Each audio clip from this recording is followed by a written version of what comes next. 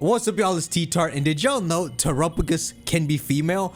There's actually an implied story with what Terapagos really is in this game. So I went and put all the details together and I'm gonna tell it to you. It's weird, right? We went into Area Zero and fought this creature that we thought could be a dream Pokemon that made the time machine or made the Paradox Pokemon out of thin air. But the game ended up not actually telling us anything about Terapagos at all.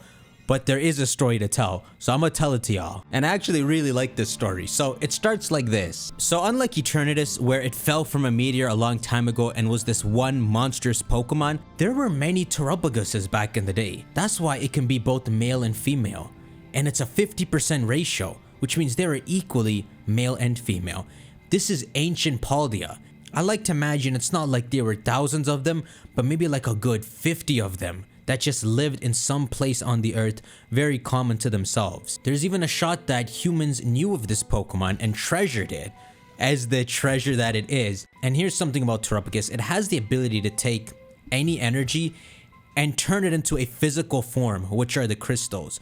So humans could have easily seen this thing as some kind of divine being, even though there are quite a few of them roaming around and they probably breed with each other. But because these crystals are so potent, and as we find when we go to Area Zero, when they terastallized the Zero Lab, that it brought out so much potential from within the crystals that it was able to make an AI and time machine function. This is without talking about Dream at all. Just the science behind those two creations, the crystals had the potential to bring it out. So humans who befriended Terapagos, whether they were primitive or not, if they found this group of Terapagos and treasured them, if they found a way to live alongside them, they probably could have used its crystals to really enhance their lives. I don't mean in terms of technology, but being like protected and living a safe life.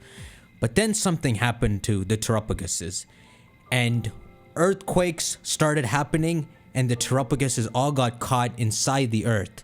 And they closed up, and Terapagoses were never seen again. What's really cool about this idea for Terapagos is that it makes it an actual treasure. It's the thing spoken of in myths, this crazy creature that helped humans back in the day when they befriended it, but now it's missing. Where is it? There's a rumor that maybe it's somewhere in the center of the earth. This is the actual definition of a treasure hunt, right? And Terapagos being able to make these gems makes it even more fit the treasure hunt vibe. The game doesn't say this whole treasure hunt crap. This is just my interpretation of it. But that's exactly what Terapagos should be. So unlike Eternatus that fell from a meteor and its like body is somewhere, Terapagos is a more peaceful Pokemon that really did roam in multiple numbers on the earth. Now, when we go to Area Zero, we only find one survivor of the Terapagoses, and it's a little baby male who's been sleeping. So the implication there would be that that's the last survivor of Terapagos. But in the code, it's written you can have 50% of the time a female Terapagos, just not the one from the story. So everything I said just now really just comes from its Pokedex entry here. It's thought that this Pokemon lived in ancient Paldea until it got caught in seismic shifts and went extinct. Now, to mention ancient Paldea, there's two ways to look at this. It could be ancient as in just a few thousand years ago, because Pokemon works a bit weird like that, or ancient could really mean hundreds of thousands of years ago. So it raises the question, how could they come up with this Pokedex entry saying it's thought that this Pokemon lived in ancient Paldea if they never knew it? And the answer to this could be something as eerie as they just found Terapagos fossils, right? The same way as you find fossils of Kabutops and all, they found this weird fossil. Maybe every time they find Terapagos fossils, it's always in a weird crystal area. And they never knew what the actual Pokemon was. And so they just assumed, since it's caught deep under the surface with all these other fossils of Pokemon that died during cosmic shifts, that Terapagos, whatever it was, might have gone extinct as well. This ancient Paldea can go as back as a few thousand years, all the way to the very start of Area Zero, which is 2 million years. But either way, I like to imagine the idea that at the very start, there were some humans that knew about Terapagos, just so it creates a cool theme of it being this lost treasure that even if it was like a million years ago, humans did once have. So what seems to have happened is when Terapagos got caught in all these seismic shifts and it got stuck underground, never to come back out, and as the earth shook more and more, it only fell deeper and deeper. The way Terapagos survived was probably using its power to always protect itself with crystals. So maybe what we're actually seeing in Area 0 when you go really deep and everything is just crystal.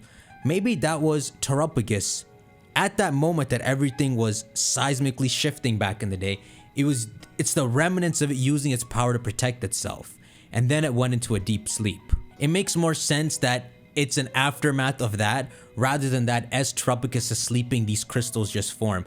It actually really looks like, as you go to the underdepths of Area 0, that Terapagos did this burst attack of trying to protect itself, and then it fell asleep into that jewel form. This is all really sad, eh?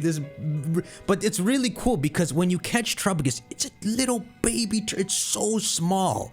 It is unbelievably small. When you see the heat photo, you thought this dude was like gonna be the size of Paldea when he got to his ultimate form. Even when you terrestrialize it, he's not that big. He's just 3 turtle looking things stacked on each other, but he's still very small. So it's really cool to get a complete different story than how we had with Eternatus, where it's just a turtle Pokemon that unfortunately got lost in the earth.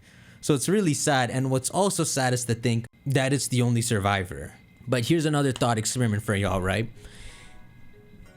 What if, and this is why I love this idea that Terapagos is not this super legendary Pokemon and that there were a few that roamed around. What if, let's say you go to Unova, you uncover some new cave that no one's gone to before, and at the very bottom, you find crystals because there another Terapagos survived, protecting itself and falling into a deep sleep. Wouldn't it be cool if they were like, I don't want to ruin Terapagos by making like freaking 8 of them, but just maybe another one or 3 in total. Terapagoses that exist around the world that all managed to protect themselves during this extinction incident. It'd actually be nice, right? In Unova Remakes, you find one of the female Terapagoses. At least it makes you feel like, hey, maybe we can restart this. But that's what I like a lot, that they're so normalized from Eternatus that we even have a male and female Terapagos. That one you see is just a baby boy. But depending on how you look at it, you could say it was seriously abundant and there's like thousands of them. But I don't want to ruin Terapagos, so I like to put it down to a small number. That was just a treasured group of them. You can imagine, right? Some cool pond that existed back in ancient times, and that's where all the Terapagoses hung out, and the humans liked them. So, I mean, y'all let me know what you think about that story. I like it. But now we get to Terapagos giving people an eerie vibe. So if you look at its Scarlet entry, they talk about the way the ancient people saw Terapagos. How a Pokedex entry would know this, maybe they just saw these depictions on the walls of Terapagos like this, and so they recorded as its Pokedex entry. But it says, in its stellar form, the big form, Terapagos resembles the world as the ancients saw it, and its terrestrial energy is abnormally amplified. Here's the thing, it's hard to tell what this statement means at all. Because if you look at stellar Terapagos right here, what do you see in it? Since Terapagos is called the Indigo Disc, maybe it's referencing ancient people thinking the earth was flat, but really, they must be talking about that globe that's under Terapagos right there. Because the last piece of lore we get on Terapagos from its other entry is that an old expedition journal describes the site of this Pokemon buried in the depths of Earth as resembling a planet floating in space. This is of course referencing Heath, not the ancient people. And this is how Heath actually shows it in his book, if I can pull it up. Here it is, and he's the one who calls it also a mysterious brilliant disc, even though he got the vision of it having that whole globe under it. Maybe it's something like, along with the crown Terapagos gets and being the master of all the types, that the ancient people, if they ever witnessed Terapagos terrestrialize into this, because Terapagos could terrestrialize itself if it wanted. Even Ogerpon can terrestrialize herself, and 4 times in a row. Maybe if Terapagos ever did terrestrialize in front of the ancient people, which I guess he did if the ancient people describe it like that, maybe they looked at Terapagos with that crown as like the god of the earth, especially since it could create a mini globe. Imagine something like if these humans back in the day befriended this pond group of Terapagos, and one day something dangerous tried to approach the humans, and one of the Terapagos just terrestrialized into this and whooped its ass, like in a majestic way from a distance, Terra Starstorm. You could imagine the ancient people thinking this was some god of the earth. So before I end this video, let me go back to the flat earth idea, right? So another way to interpret Terapagos resembling the world as ancients saw it is the flat earth idea. Can I not fight 3 Terapagoses at one time? I thought this when I first saw Terapagos, and I felt really stupid, but it turns out this is actually what they wanted you to see. So when you terrestrialize Terapagos and it gets its own self on its head, what I thought is it was little Terapagos stacked on the Terapagos we know, stacked on a giant Terapagos. And then I quickly called myself stupid, but it turns out that's actually what you were supposed to see. Stellar Terapagos here has 3 Terapagoses stacked on each other. And that's the point, because it references a saying called turtles all the way down, which is, it's kind of a joke, which, you know, look at Terapagos, it's meant to look goofy. Turtles all the way down is an expression to talk about, how do I say this? Infinite regression of explanations. So it's like this.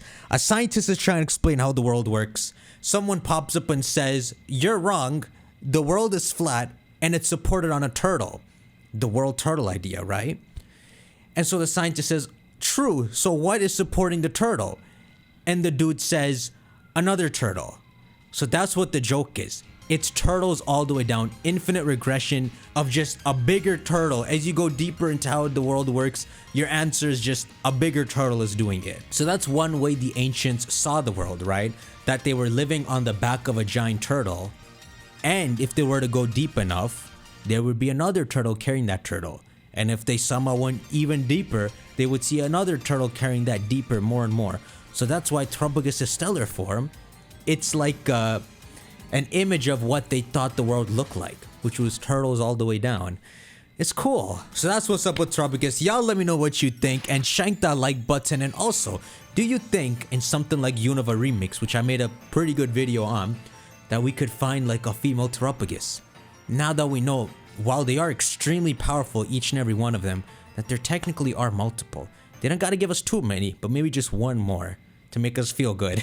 After all, finding more of these Terapagoses should be a good thing. We're rescuing them from being trapped under the earth for like millions of years, potentially. I hope y'all learned something, and I'll see y'all in the next one. Take care.